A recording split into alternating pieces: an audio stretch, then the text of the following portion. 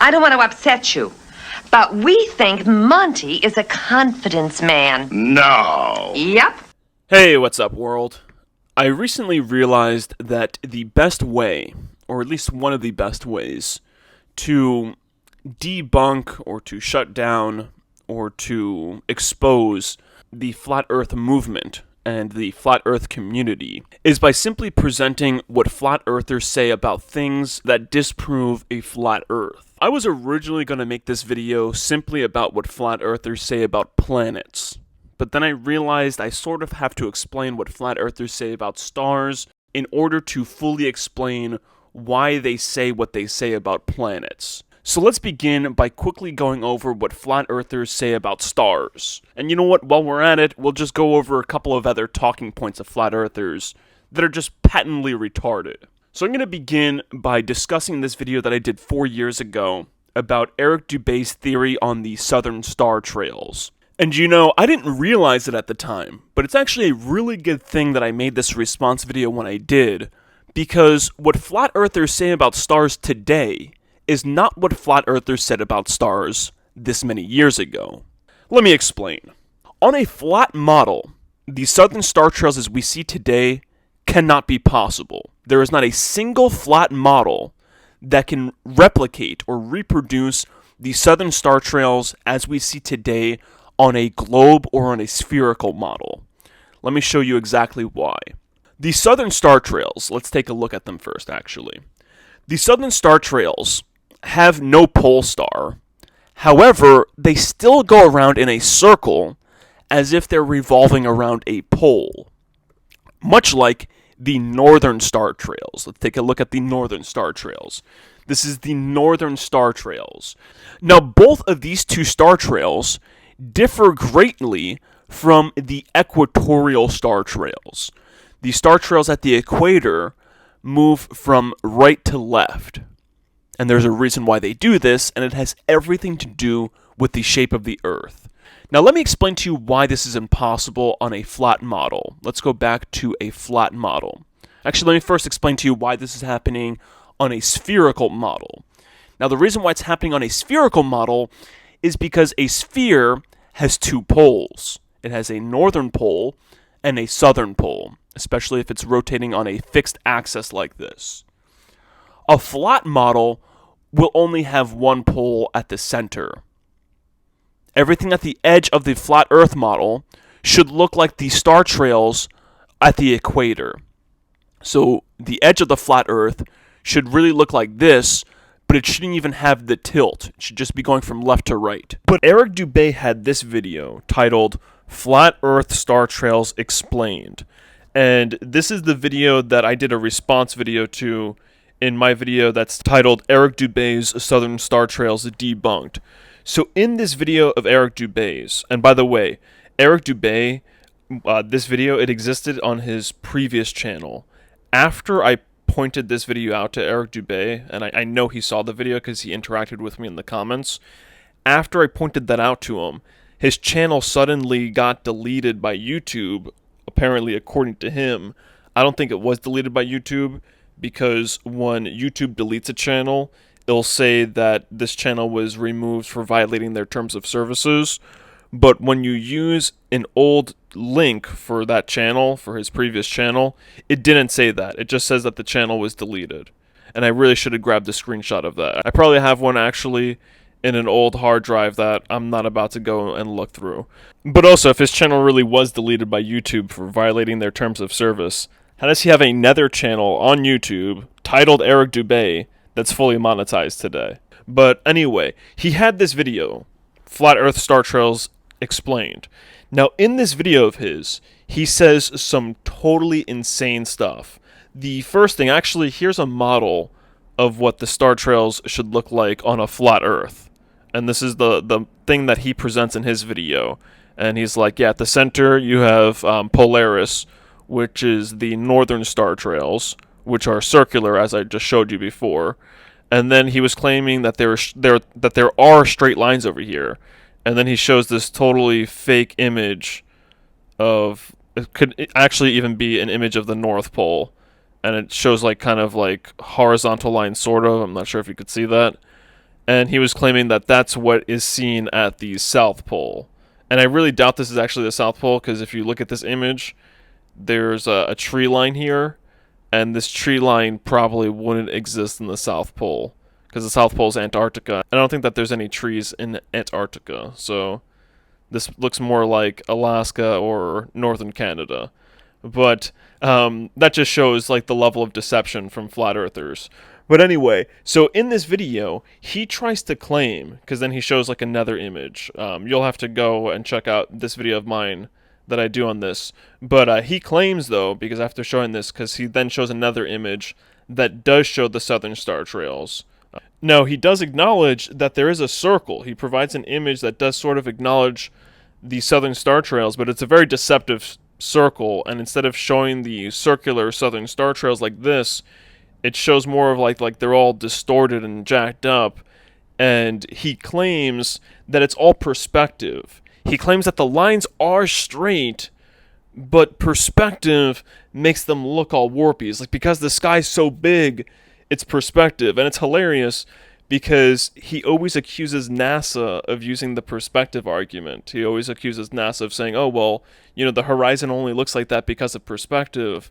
But then he's really quick to try to use a perspective argument for why the Southern Star Trails look like this. And then not only does he do that in that video, but then if you go and you check out the video that I did on him, if you go and check out this video that I did, not only does he try to claim that it's perspective that make the Southern Star Trails look circular like that, he also claims, he provides a video at least, that's not him directly claiming this, but he provides a video in that video that he put out, and it's a video of a guy talking that tries to convince the audience that the Southern Star Trails, the circular Southern Star Trails, are really the Northern Circular Star Trails.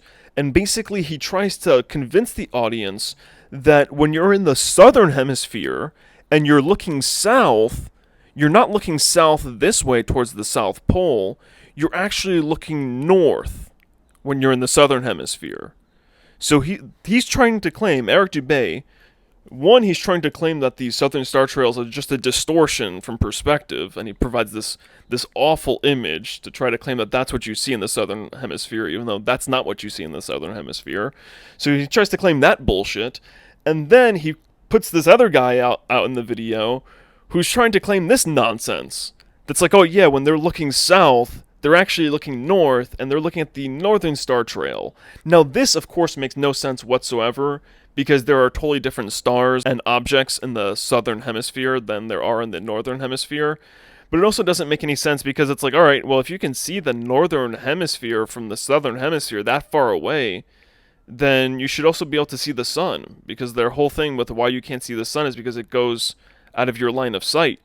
So if the Northern Hemisphere stars are in your line of sight from the Southern Hemisphere, then why wouldn't the sun be in your line of sight also? And more importantly, though, that whole theory of like when you're looking south in the Southern Hemisphere, you're really looking north, it would only really work on a sphere. That would only work on a globe. Like, people could only make that mistake. I mean, it's a ridiculous mistake. I don't think that they could ever make that mistake, because that's not how compasses work. But such a mistake, if we're following his logic, could only be made on a globe. How would you make that mistake on a flat plane? I mean, it's absolutely ridiculous. And I think what happened is that flat earthers became aware of this. They became aware that stars completely debunk a flat earth. So now what flat earthers say, this is now today in the last couple of years, this is a recent thing, what flat earthers say now is that stars don't matter. They're like, oh, they're just lights in the sky and they don't matter at all. And that's something that we're going to be looking at also in this video. But that's what flat earthers say now, is that stars don't matter whatsoever. And thus they just ignore stars. And actually, I just realized this right now, and that is that flat earthers also do this. They just ignore this evidence, not just with the stuff that I'm about to look at, but they also ignore this evidence when it comes to any flat earth model. You know, if you point out to a flat earther that there is no flat earth model that represents reality, that can actually represent what we see in reality, then they're just like, oh, well, the models don't matter. So the models don't matter, the stars don't matter. In my previous video, No Night on Flat Earth, I showed that flat earthers ignore the day and the night cycles on a flat earth. And I talk about how the day and the night cycles would make no sense on a flat earth. And if you look at the models that flat earthers give, for instance, this is taken from an Eric Dubay video, you see they just totally ignore the day and the night cycles. See, no need to put the day and the night side when presenting your maps now, right, flat earthers? And not only do they do this, but they also totally ignore the southern hemisphere's midnight sun. And that's something that I talked about in this video, No Night on Flat Earth. And that is that the southern hemisphere has a midnight sun. Now, let's go back to our spherical model. And the reason why it has a midnight sun is because depending on what side of the planet the sun is on, and we're rotating, in the north, we'll get a midnight sun, which everyone is familiar with. Everyone knows that there's a midnight sun in the north. Flat earthers do not deny the existence of a midnight sun in the northern hemisphere.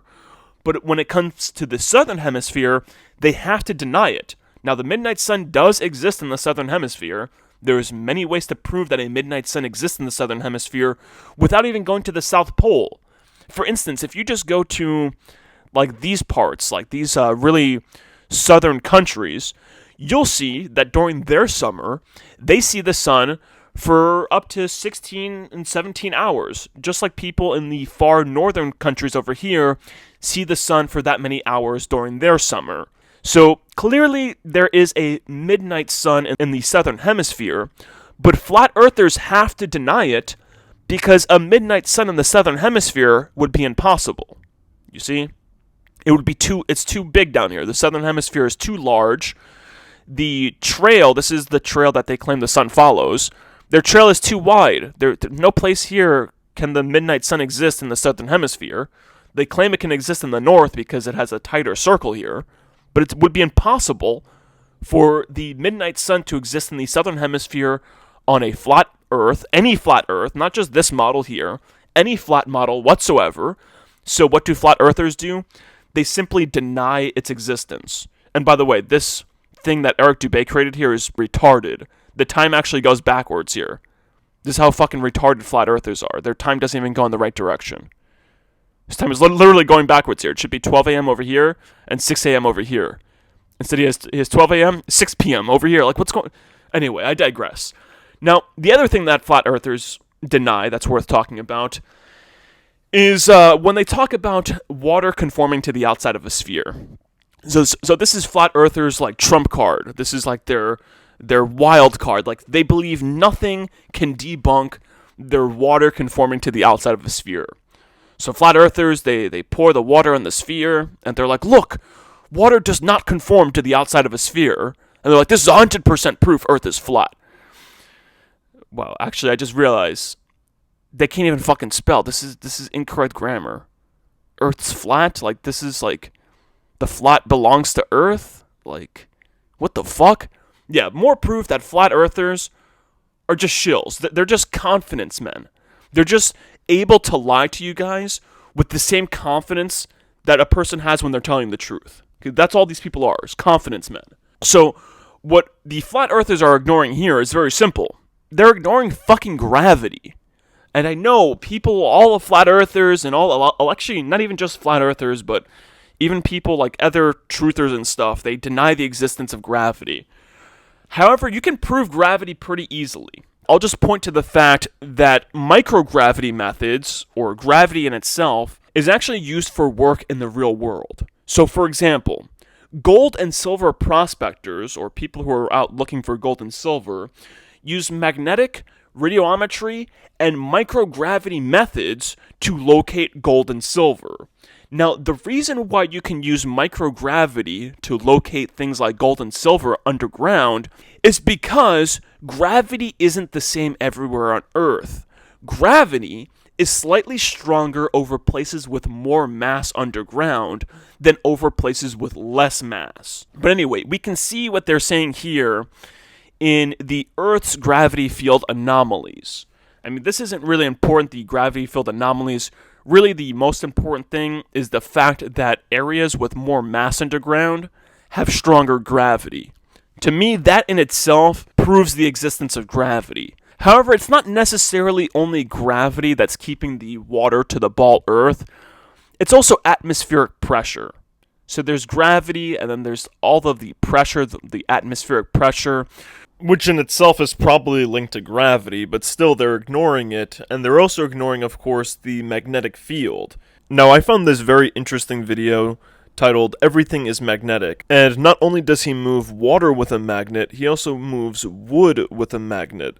And basically he talks about some quantum mechanical property or some quantum magnetic property. But basically his point is that everything has a magnetic field, and a magnet can affect it. And the point that I want to make is that, the Earth's magnetic field does exert pressure on us. And not just the Earth's magnetic field, but radiation in general also exerts gravity or pressure. So, for instance, if you look up, can radiation affect gravity, you'll find the following. Radiation has energy, and energy exerts gravity. You could say that it strengthens the force of gravity. It definitely doesn't weaken it, but it would be more appropriate to say that it would contribute to the total gravitational field. Now, this is something that I found very interesting. I think that scientists should probably study more the relationship between radiation and gravity. Maybe the secret to anti-gravity is like some kind of magnetic field that blocks out some sort of radiation. Who knows? But if you look up, for instance, solar flares, which are explosions of radiation from the sun, if you look up solar flares, you find that solar flares affect earthquakes, or at least it's theorized that solar flares affect earthquakes. So you'll find the solar wind's energy striking the Earth's magnetosphere affects the entire environment because the pressure on the region increases and the magnetosphere shrinks, sometimes 4 Earth's radii. The sudden compression causes earthquakes in specific plates. And not just that, but they use these balls here like this, and it's not really a good model of the Earth or of how water got on the Earth. So I think it was around 2014 is when probably a little bit earlier than that, whatever, it doesn't matter. I'd say around 2014 I started to see the articles about a massive ocean or massive oceans being discovered inside of the Earth. So here's a Discovery article from 2019 that's titled, "There May Be a Massive Ocean Beneath the Earth's Surface." Now, even as far back as 2014, it was talked about how the amount of water underneath the Earth's surface, that's underneath the oceans, actually had 3 times the amount of volume than the water that was on the surface. So there's 3 times the amount of water, and that's actually shown right here. All this water is 3 times the volume of water on the surface, which they claim is trapped inside rocks. But the point is that these findings then led to new theories as to how water came about to be on the surface of the Earth, and they started to then reevaluate where water really came from. And what's really interesting, and this kind of ties back into what I was saying about solar radiation, is what can be found in the following article that's titled, "Earth's Water May Have Been Formed by Solar Winds." Now, they believe that Earth's water was formed by solar winds because scientists have found that the asteroid samples from parts of the asteroid which were exposed to solar winds were more enriched with water compared to samples from parts of the asteroid which were not exposed. They estimated that every cubic meter of irradiated rock could contain up to 20 liters of water. Now, of course, this isn't fresh natural water as we know it here, but it is water as in H2O. Now, this is of course important because it brings me back to what these flat earthers say about the Earth and when they pour water on it. This is not the process of how water got onto the Earth. It's more like you have a sphere which has outside pressures. The sphere has gravity. The sphere has a magnetic sphere around it. There are other forces acting on the sphere, and then radiation is blasting the sphere that causes it to produce water. So as you can see, this is a completely different process than what the flat earthers present, but they're confidence men. They present this, what they're presenting here, with total confidence, with a level of confidence that convinces other people who really don't know better.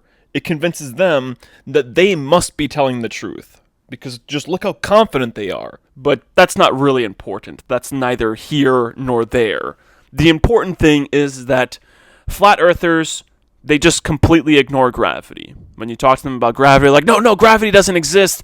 It's all buoyancy. It's all a matter of things being lighter or heavier. It's all density and that nonsense. Okay, well, if it's all density and if it's all buoyancy and stuff, then how come areas with more mass underground seem to have stronger gravity? Now, if you thought that the previous things that flat earthers said made sense, just try to make sense of what they say about planets here, right? So let's check it out. So, as I came across this video of Eric Dubay's titled Mars Perseverance Rover Landing Debunked. And when I was watching this video, I realized something. This is actually a clip. It's pretty early on in the video. And I realized something. I realized that Eric Dubay is definitely a confidence man. Because only a person with bulletproof confidence can say the shit that he says in this video without laughing at the end. Without saying, it's just an April Fool's. Okay, so let me explain to you what he says in this video. And it's not just Eric Dubay saying this. I'm going to show you that other flat earthers also say this. But this is what Eric Dubay says in this video. He says that pictures of Mars that look like this, and it's funny too because he puts the NASA logo on this picture of Mars, but I'm going to show you that amateur astronomers can also get pictures of Mars that look like this.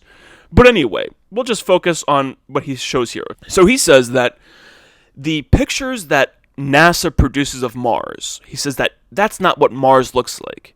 He says that this is a 100% CGI image, the image that NASA produces. And all flat earthers say this. They're like, oh yeah, the images that NASA produce are 100% CGI, even though they're not. And by the way, flat earthers, I know why you're saying that. Trust me, they're not 100% CGI images. You guys are just idiots. And no, I'm not a NASA fanboy. I've done videos proving that NASA's wasting our money. I see the snake tongue here in the NASA logo. I'm not a fan of NASA. But just because NASA is lying doesn't mean that those who are attacking NASA aren't also lying. It's called controlled opposition. But anyway, getting back to Eric Dubay's video. So in his video, he says that Mars does not look like this. So Mars does not look like this. He says that Mars actually looks like this. And then he shows Mars recorded with a Nikon P900. This is literally what he says. And then flat earthers are now saying this. Now flat earthers, as you're going to see, as I'm going to show you, they're now saying that planets are nothing more than floating orbs of light. Okay, and I'm going to show you this another clip that he presents here. This is another image that he presents in his video. He shows Mars, and then he shows these three images. And it's like, good luck landing on that. So he's claiming that these images are the real images of Mars, and this right here isn't what Mars really looks like. And this is something about flat earthers that's hilarious, is that they accuse NASA of using camera tricks and CGI and things like that, and NASA has most definitely used camera tricks before. But the flat earthers also use camera tricks. That's all that flat earthers are doing now, is using camera tricks. And the next flat earth video that I do after this one, I'm going to show the camera trick that they use to bring boats from over the horizon. So anyway, so flat earthers claim that this Nikon P900 gives you the truest, most unfiltered, most holy of holy realities. The Nikon P900. The Nikon P900 is not limited by technology whatsoever. When you look through the Nikon P900, you can be sure that the Nikon P900 is giving you the 100% true reality. Actually, when you buy the Nikon P900, this is something that I heard, it actually says that the Nikon P900 is the modern day sunglasses from the movie They Live.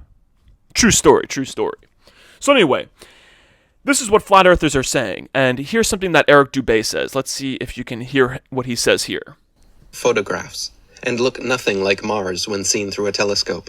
Okay, so basically what he says here is that these photographs of Mars, these CGI photographs, according to him, look nothing like Mars when seen through a telescope. Let's first look at another flat earther that says the exact same thing.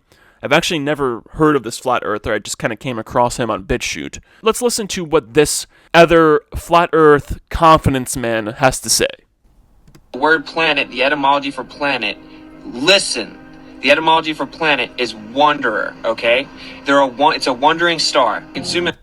I gotta say, if you look at his eyes, he's clearly heavily medicated, and this is probably what goes into giving them their confidence. So this guy, he's pretty much saying the exact same thing that Eric Dubay was saying, and that is that planets are not planets like solid things, but they're actually wandering stars. And since flat earthers have deemed stars completely irrelevant, they say that stars, you can't prove anything with stars. So when flat earthers say that a planet is a wandering star, then guess what? That means that planets are irrelevant to flat earthers, and flat earthers will hear nothing about planets from you. But anyway, let's see what else this genius has to say. You can zoom in on them. They're pulsating orbs of light. They're not static, meaning still. You cannot in any way prove they're solid, terra firma, or spherical, because you see the same thing every single day for all recorded history, a pulsating orb of light. So there you have it. So these flat earthers, they're saying that planets are simply pulsating orbs of light. And let's just hear what else he has to say. Now, even if there were spheres in the sky, which there's literally no evidence for that, there's literally none that exists in the history of mankind. Okay, so literally no evidence of spheres in the sky, according to this guy. And what he's going to say next is that even if you can prove that there's spheres in the sky, let me show you what he's going to say next. If they were spheres in the sky, that still wouldn't make the Earth a ball. That's like walking up to someone's house and saying, look, there's a light bulb on the ceiling. That means that the floor is a light bulb. That's like walking in a bar, walking up to a pool table, grabbing a pool ball and saying, look, the pool ball is a sphere. Now, I'll be addressing this argument of his at the end of this video. Let me first prove that these guys are idiots and that planets are not just flashing balls of light in the sky. Alright, so all we have to do is explain how they come up with this image. First of all, when you look at planets, if you go to a nice dark field that has a clear view of the sky, and if you know where the planets are and if you can identify the planets, you'll notice that the planets do not look like this. The planets nor the stars look like this. They do not look like the videos nor the images presented by flat earthers. The way that they come up with these images has everything to do with the technology that they're using to record these images. You see, the Nikon P900, although it's a great zoom camera, the amount of light that its lens can take in is limited. Let's look at this camera. This is the camera when it's not zoomed in. This is the camera when it's zoomed in. Regardless, only so much light can come into this lens. When you're going for an object like a planet that has limited light, you're not going to get all of the light. That lens is not going to get all the light. It's not enough to take in all the light. So all of that kind of glitching in and out has to do with the fact that that processor or those digital sensors, they're only taking in a little bit of light. Only some of those sensors are being hit. And that's why you'll get this kind of like distorted in and out image, because there's not enough light actually hitting those sensors. So parts of the sensors are getting stimulated, or parts of those sensors are picking up data, and thus we're seeing the data presented in this glitchy format. It has everything to do with the sensors on the camera and the technology and the hardware that they're using. Now, to further emphasize this, let's compare a Nikon P900 to some amateur telescopes. So a Nikon P900 has an optical zoom of about 83x, but amateur telescopes have an optical zoom range of 600x, and there's even some people on YouTube with telescopes of 1000x. And these are just the amateur telescopes. These are not the big hardcore telescopes Actually, I'll be showing some pictures of those in a moment. Let's just first look at the images produced from these amateur telescopes. So this is an image produced by one amateur that can be found on YouTube. His YouTube channel is Astro Backyard. You can see all of his information here. I'm not subscribed to him. I'm not paid to promote him or anything. I just like to let people know where they can find the information that I'm presenting. So this is an image that he produces with a telescope that has a zoom range of about 304x. And this is what that telescope looks like. As you can see, it's absolutely massive. So what they do is they have these telescopes and then they attach a digital camera to the end here. There's like an adapter piece that you attach it to here. And they need these giant telescopes in order to take in that light. And when you look at this, even when you have these giant telescopes to take in that light, you still need the optimal conditions. You need the optimal observing conditions. You have to make sure the observing conditions are perfect. And even with this giant telescope, you get an image that's like this. It's not the same detail as a NASA image, and it's not the same detail as an image that you're going to find in a giant telescope. Let's actually look at some of those giant telescopes. Alright, that kind of sucks. I didn't have any pictures of large telescopes here, like the professional grade telescopes. So I had to cut the recording and then get some pictures put in here. So this is an image produced with a telescope that has about 304 times the magnification, and that looks roughly like this, okay? But there's telescopes that look like this. And there's telescopes that look like this. This is the guy over here, okay? There's telescopes that look like this. This guy here, his telescope is another amateur telescope that's not as good as the other amateur's telescope. And this is the picture of Mars that he produces.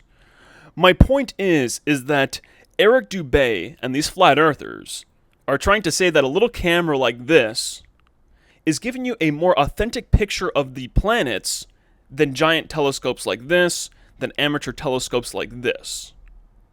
These flat earthers, I mean, this is unbelievable, this level of deception. I mean, just the audacity of these flat earthers to come out and say this nonsense, this just outright lies. And then their followers, you can tell that they're in a cult, you can tell that there's some psychological thing at play here that drives them to just mindlessly believe these flat earthers. And then not just mindlessly believe them, but then when presented with evidence that proves the flat earthers are wrong, they'll come up with all of these kinds of fantasies, all of these delusions to try to maintain this lie. And it's not just NASA that presents these images, and that's kind of what flat earthers try to convince their audience of. Is that's why like they put the NASA label on that picture of Mars over here. You know, because they're trying to say, oh, only NASA has said that Mars looks like this. Mars has been getting viewed and observed since 1610. By 1611, astronomers were able to determine the planet's rotation period and its axial tilt. So Mars has been observed by many, many, many people. Countless numbers of people all around the world. Now, the next thing that I want to get into, oh, by the way, these are just some other images of Mars and one image of Saturn that I found on another channel. I don't know what telescope he was using on this channel. I just have these to show that it's not like it's just that one guy on YouTube producing those images. There's dozens, if not hundreds, if not thousands of amateur astronomers all around the world that can produce these images. You yourself can produce these images. These flat earthers, if they want to, they can take all of the money that they make from donations, and they can take all the money that they make off of these suckers, and they could put it towards getting a, like a $6,000 or $7,000 telescope, and they can produce these images themselves too. Now, the last thing that I want to address is what this guy said, the last bit of his argument, which is that even if planets are spheres, it doesn't mean that the Earth is a sphere. Here, I'm going to just play what he said one more time. If they were spheres in the sky, that still wouldn't make the Earth a ball. That's like walking up to someone's house and saying, look, there's a light bulb on the ceiling. That means that the floor is a light bulb. That's like walking in a bar, walking up to a pool table, grabbing a pool ball and saying, look, the pool ball is a sphere. And then he goes on to say that's like saying that the bar is a sphere, or that the floor in the bar is a sphere. Now, of course, he's a complete idiot, and none of these analogies are synonymous with observing planets and making the inference that because the planets are spherical, the Earth is spherical. It's not at all analogous to that. Let me give you a better analogy. Okay, actually, let me first explain what's wrong with his analogies. The problem with his analogies are that you can see the entire floor in the house, or you can see the entire bar. So, for example, if I am outside the house, I can see the entire house, and I can see that, okay, the house is not spherical. It's not a sphere house. And then if I go into the house, I can see the entire floor, and I can say, okay, the floor is not spherical. That's not the same with our planet. We can't see our entire planet. It's too big. So a better analogy would be as follows. It's like being in an airplane. You're flying up in an airplane. You can't see the ground. Everything around you is dark. Let's just say it's like pitch black. You can't see the wings of your airplane. The only thing that you can see on your airplane is your window. You can see out your window. But you can't see any parts of your airplane when you look out the window. And you can see the aisle, just your immediate vicinity, though. You can't, like, look all the way down the aisle and see the cockpit. Let's say you can see, like, 15 feet down the aisle and 15 feet up the aisle, but you can see all the way across the aisle, and you can see the windows on the other side. So you can see a little bit of the airplane, just the interior. However, when you look out the window, you can see another airplane that's fully illuminated. And when you look at that airplane, you can say, hey, those windows look a lot like the windows on my airplane. The airplane looks kind of narrow, and I think that you get the point. Then at that point, the person who's inside the airplane that they can't see all of, they can probably make the inference that they're on an object, or that they're riding inside of an object that looks like that object that they're seeing outside. See, that's a much better analogy. This analogy, once again, that these flat earthers give, it's apples and oranges. They don't know what the hell they're talking about. Just like they don't know what the hell they're talking about when it comes to everything else they talk about, they don't know what they're talking about here either. It's all a giant confidence game. They are just straight up lying to you with the confidence of somebody who's telling you the truth, and thus you believe it. And of course, there's other psychological reasons why people buy into this shit, but that's the most important. And of course, a big part of that, you can just look at their eyes. You can just see Big Pharma in their eyes. Anyway, I'm going to leave this video here. It's already a really long video. I'm sure this will just bounce right off of flat earthers. They'll just be like, nope, I don't care. I don't accept any of that. I don't accept anything that you point out in the sky. I can't make the connection as to how you pointing those things out in the sky can tell me the shape of the planet that I'm on. And they're just play stupid. You know, they either play stupid or they just are stupid. Either way, I feel really bad for them. But either way, I have to expose them because these people make it very difficult for other people to wake up. See, a big part is not just to make truthers look stupid, but a big thing that these people do, they create very muddy water, and now anybody who's looking to step out into it to figure out the truth for themselves, they go out there and they're like, whoa, that water is really muddy. I know the government is lying to me, but I also know that all of those people are also lying to me, and then they just give up. And that's a big part of their game, is to get people to sort of give up, to get people into a sort of nihilistic frame of mind, to get people into like a helpless frame of mind, where they think that there's nothing that they can do, so why even bother? And look nothing like Mars when seen through a telescope.